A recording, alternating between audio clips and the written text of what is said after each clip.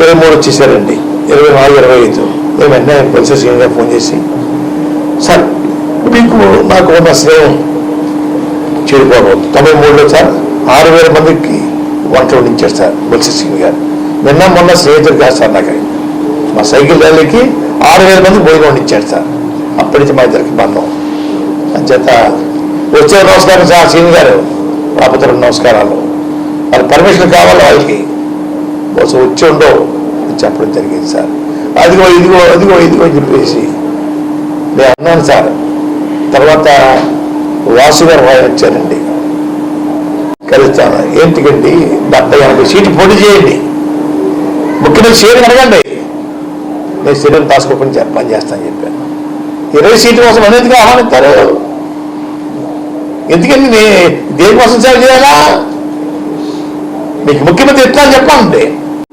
First మీకు ముఖ్యమంత్రి మీకు 2, 3 చంద్రబాబు నాయుడు గారు పంచుకున్నాం, 70-80 సీట్లు మీకు తీసుకోండి అని ఆఫర్ చేసి ఉంటే అప్పుడు చెప్పండి సార్, నేను చేస్తాను.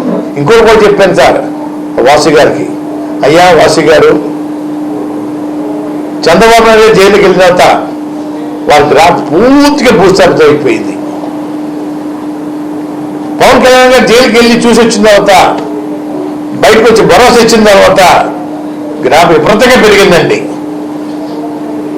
మీ వల్ల పెరిగింది గ్రాఫ్. చంద్రబాబు నాయుడు గారు ఏం చేయాలా?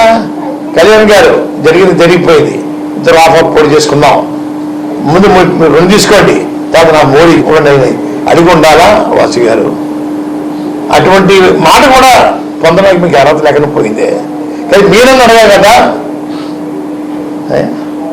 లేనప్పుడు నేను ఏం చేస్తాను సార్? 20 మంది కోసం ఏం చేస్తాను సార్ సర్వీస్? నేను అలాగే బీజేపీ కూడా అధికారి సార్,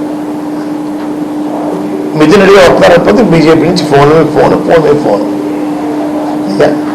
నేను అన్నానండి, నాకు మా అబ్బాయికి పదవులు ఇవ్వద్దు, మా కుటుంబం కోసం కాదు. మీరు 175 సీట్లు పోటీ చేస్తాను చెప్పండి, నేను పనిచేస్తాను. 175 సీట్లకి మంచి అభిప్రాయం అంటే చెప్పండి, నేను చెప్తాను. 3 ఒకటి స్టీల్ ప్లాంట్ ప్రభుత్వం ఆధీనంలో ఉంచుకుంటామని చెప్పండి. 2 ప్రత్యేక హోదా ఇవ్వండి. 3 పోలవరం ప్రాజెక్ట్ మేము కేంద్రం టేకప్ చేస్తాం అని చెప్పండి. అది కూడా ప్రధానమంత్రి గారు, హోమ్ మినిస్టర్ అమిత్ షా గారు మన ఆంధ్ర వచ్చి బయట సభ చెప్పండి, మీకు సర్వీస్ చేస్తాను. 5 సీట్ల కోసం 6 సీట్ల కోసం మీరు త్యాగం చేయకండి, నేను లాక్కండి రోడ్డు మీదకి, అన్ని పోటీ చేయండి, నేను చర్య దర్శకుని చెప్తాను. 4వ సెషన్ కూడా ఇద్దాం అనుకున్నాను సార్, ఇంక వద్దులేని చెప్పి మానేశాను సార్. వద్దులని కాదు సార్, అంటే హైదరాబాద్ కోసం సవాల్ చేద్దామని చెప్పి. స్టీల్ ప్లాంట్ విషయం సార్ ఎవరికి తెలియదు సార్, మీకు కూడా తెలియదు. 76 మంది ఎమ్మెల్యే రాజీనామా చేశారు సార్ ఆ రోజుల్లో. అందులో మా తండ్రి గారు ఇండిపెండెంట్ ఎమ్మెల్యే, వారు రాజీనామా చేశారు సార్. ఎంతోమంది ప్రాణాలు త్యాగం చేశారు, ఎంతోమంది రైతులు భూములు దానం చేశారు సార్. 5,000 ఇచ్చారు సార్ ఎకరానికి, పేద రైతులండి. దేనికోసం ఇచ్చారు సార్? మా పిల్లలకు ఉద్యోగం వస్తుందని చెప్పి ఆశపడి ఇచ్చారు సార్. ఆ రోజుల్లో అమృతరావు గారు ఆమోదం చేస్తే సార్ డైలీ రిలే ఫాస్టింగ్లు ఉండేయండి. మా తండ్రిగా కాక కలెక్టర్ దగ్గర ఒకరోజు టెస్ట్లో కూర్చోబెట్టారు సార్ ఆ స్టీల్ ప్లాంట్ కోసం. అటువంటిది ప్రైవేట్ పరం చేస్తుంటే బాధ కలిగి ప్రధానమంత్రి గారు వస్తున్నా సార్, నేను తప్పండి అయ్యా, ఆలోచించండి అయ్యా, న్యాయం కదండి అయ్యా రాశాను సార్. అది చేయమన్నా సార్, నేను 3 ప్రజల కోసం చేయమన్నా సార్, మా కోసం, మా కుటుంబం కోసం 3 చేస్తా చెప్పేసి ఆ పేపర్ ప్రధానమంత్రి గారు, అమిత్ షా గారు ఆంధ్ర వచ్చి మీటింగ్ అనౌన్స్ చేస్తే తప్పనిసరిగా మీరు సర్వీస్ చేస్తారు. అది 170 పోటీ చేస్తేనండి. అప్పుడు జగన్మోహన్ రెడ్డి గారు క్షమించండి అయ్యా, మీ పిలుపు నేను తిరస్కరిస్తున్నాను చెప్పుకుంది సార్. చెప్పుకుందని ఒప్పిందండి రాష్ట్ర ప్రయోజనం కోసం. వారు నిన్నటి మొదటి వరకు కూడా నాకు సలహాలు ఇచ్చారు, ఇప్పుడు అందరూ వైసీపీలోకి వెళ్ళిపోయారు, ఇప్పుడు అక్కడ సలహాలు ఇవ్వగలరని చెప్పి పవన్ కళ్యాణ్ అన్నారు. నేనేమి ఇంక సలహా ఇవ్వలేదు సార్. ఇంకెప్పుడు అసలు సినిమా ఈ రోజుకి నా ముఖం చూడలేదు సార్. ఆయన సినిమా నటులు నా ముఖం వారు చూడలేదు, ఆయన ముఖం నేను చూడలేదు సార్ ఇంతవరకు. ఎప్పుడు మానేయకూడదు సార్. అయ్యా నేను సలహాలు ఇవ్వలేదు సార్, ముఖ్యమంత్రిగా అన్ని సలహాలు ఇస్తాను సార్, నా తోచిన సలహాలు ఇస్తాను సార్, ప్రజల సంక్షేమం కోసం అభివృద్ధి కోసం ఏమైనా ఇస్తాను సార్, చెప్తాను సార్. చెప్పి మంచి పరిపాలన అందించడం కోసం, అయ్యా రామరాజ్యం స్థాపించడం కోసం 30 సంవత్సరాలు వాళ్ళ సీట్లో ఉండేలాగా, 30 సంవత్సరాల పాటు ఈ ముఖ్యమంత్రి సీట్ కోసం ఎవరు చూడకుండా ఉండేలాగా సలహాలు ఇవ్వాలని ఆలోచనతో ఉన్నాను సార్. ఆలోచన ఉన్నాయి సార్, ఇస్తాను సార్. కాపు రిజర్వేషన్ అంశం ఏమన్నా ప్రస్తావించే అవకాశం నేను ఏమీ కోరిక లేకుండా వెళ్ళని చెప్పాను సార్ తమకి. నేను ఏమీ కోరిక లేకుండా వెళ్ళని చెప్పాను సార్, ఏమీ కోరిక లేకుండా వెళ్ళని చెప్పాను, అంతే. మీరు ఆ కోరుకోండి. తర్వాత మేనిఫెస్టోలో ఏమైనా సవాల్ ఇచ్చే అవకాశం చాలా సలహా ఇస్తాను సార్, చాలా ఇస్తాను. ఎన్ని పంపి చెప్పలేదు, 2 ఎల్లి మీరు అడిగేస్తున్నారు. బీజేపీ వస్తున్న తర్వాత 24 సీట్లలో మరో 3 సీట్లు బీజేపీకి పవన్ కళ్యాణ్ ఇచ్చారు.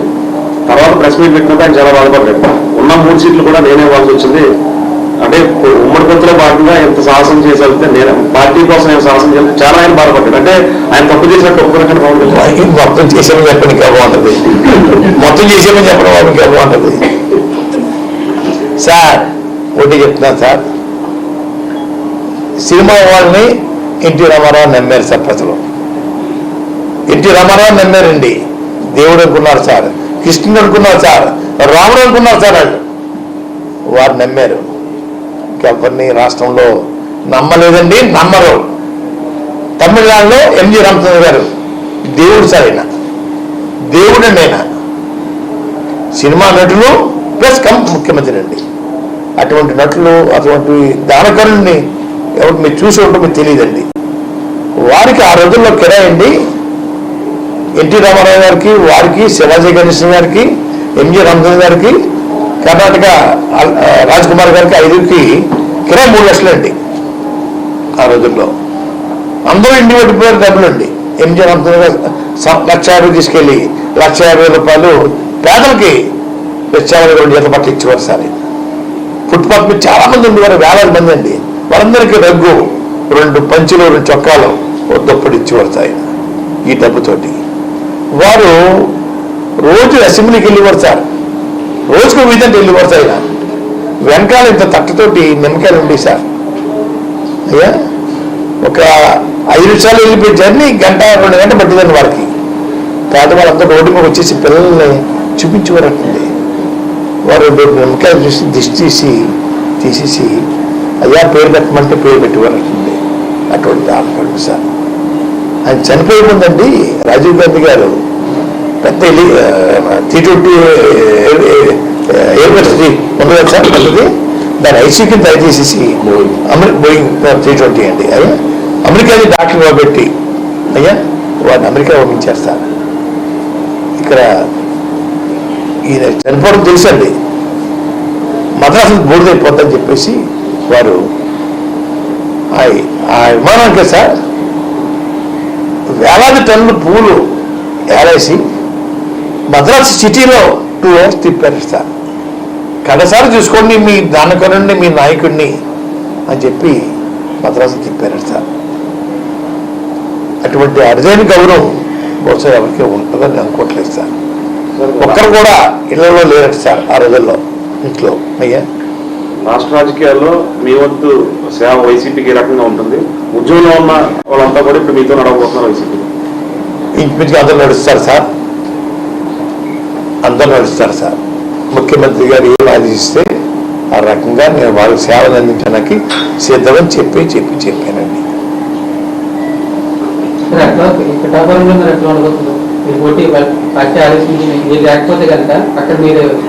సునాయాసంగా ఉంటుందండి సార్. సినిమా వాళ్ళు 6 నెలలకి సంవత్సరానికి వస్తారు సార్, వారికి ఓటు ఎత్తారు. ఏంటి సార్ గతంలో కృష్ణగారికి చేశాను సార్. నేను 6 నెలల కోసం వచ్చేవారు సార్. వచ్చి దిగటం వస్తాయనండి, మరుసటి మధ్యాహ్నం ఫ్లైట్ బుక్ చేసుకోవడం, వెళ్ళిపోతా. నిత్యం ప్రజలతో ఉన్న వాళ్ళకే రాజకీయాలు దిక్కులేదే. 6 నెలల సంవత్సరం వచ్చేసి రాజకీయం చేయటం తమాషా సార్, ప్రజలు జరగలేదు సార్. ఆయన వస్తే మీరే ఆ పార్టీకి వెళ్తానని చెప్పారు. ఆయన వచ్చి ఉంటే మీరే ఆ పార్టీకి వెళ్తానని చెప్పారు. పార్టీకి వెళ్తే సార్ పవన్ కళ్యాణ్ కానీ ఇంటికి వస్తే కలవడానికి ఒప్పుకున్నారు. చెప్పాను కదా సార్, వారు రాకపోతే ఏం చేయమంటారు నన్ను? సినిమా వాళ్ళు 6 నెలల సంవత్సరానికి వస్తారన్న. అంతే అండి. నువ్వు మనిషిని ట్రైనింగ్ ఇవ్వాలి సార్. ట్రైనింగ్ ఇవ్వడం కోసం నేను అనుకున్నాను సార్. ఏ ఆశ లేకుండా మీ పార్టీలోకి వస్తాను, మీ పార్టీ బలపెట్టడానికి ప్రయత్నం చేస్తాను. ఇంకోటి కూడా చెప్పాను సార్, 2018లో కవర్ చేశాను సార్. మీ ఆఫీస్ మాకు అప్పచెప్పండి. మీరు హైదరాబాద్లో విజయవాడలో కాదు, ఎన్టీ రామారావు గారు రథం తెక్కండి, గ్రామాల్లో టూర్ అంతా ప్లాన్ చేస్తాను. 10 మంది మేము ఉంటాం. ఒక జిల్లాకి ఎంత చెప్పిన ఇప్పుడు తెచ్చుకుంటాం. జిల్లాలో ఎవరెవరితో మాట్లాడాలో చూసుకుంటాను. అవసరమైతే వెళ్ళి వాటిని అడుగుతాను. మీ రూట్ తయారు చేస్తాను. హైదరాబాద్లో ఉంటుకోవద్దు, విజయవాడలో ఉంటుకోవద్దు, తిరగండి అని చెప్పాను సార్. అయ్యా పార్టీ ఆఫీస్ ఆఫ్ చెప్పండి, అది కూడా చెప్పాను సార్.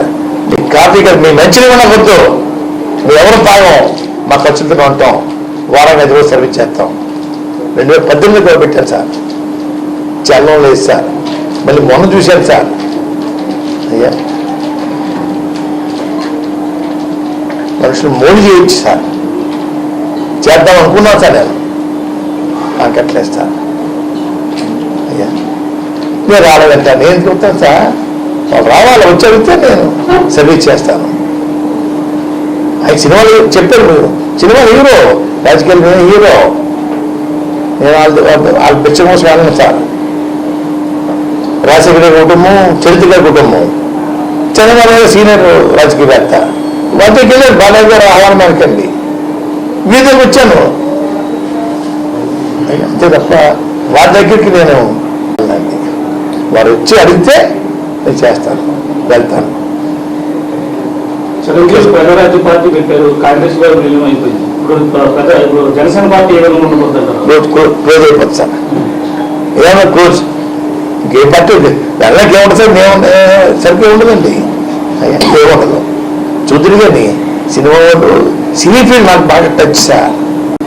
మీ ఇంటికి వస్తే ఏం పెడతారు, మా ఇంటికి వస్తే తెస్తారు. ఇది పాలసీ సార్. ప్రేమాత్మానం ఉండవు సార్. ఒక రాజకీయ నాయకుడు రాజకీయ గౌరవిస్తారు సార్.